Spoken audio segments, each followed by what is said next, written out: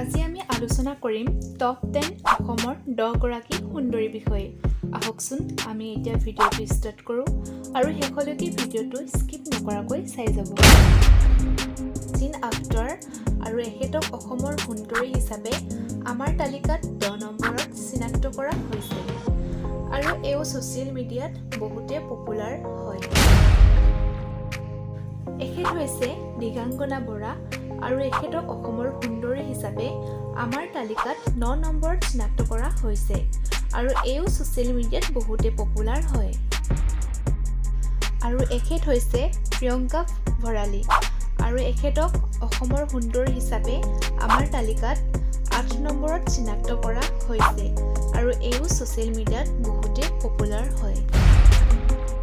আৰু এখেত হৈছে তানভি শৰ্মা আৰু এখেতক অসমৰ সুন্দৰী হিচাপে আমাৰ তালিকাত 7 নম্বৰত চিনাক্ত কৰা হৈছে আৰু এও ছ'চিয়েল মিডিয়াত বহুতে পপুলাৰ হয়। আৰু এখেত হৈছে প্ৰিয়ংকা বিষয়া আৰু এখেতক অসমৰ সুন্দৰী হিচাপে আমাৰ তালিকাত 6 নম্বৰত চিনাক্ত কৰা হৈছে আৰু এও ছ'চিয়েল মিডিয়াত বহুতে পপুলাৰ হয়।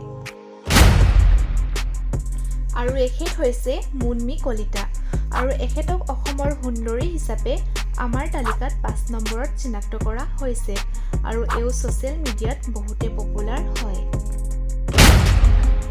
এখেত হৈছে সুনিতা কৌশিক আৰু এখেতক অসমৰ সুন্দৰী হিচাপে আমাৰ তালিকাত 4 নম্বৰত চিনাক্ত কৰা হৈছে আৰু এও ছ'চিয়েল মিডিয়াত বহুতে পপুলাৰ হয়।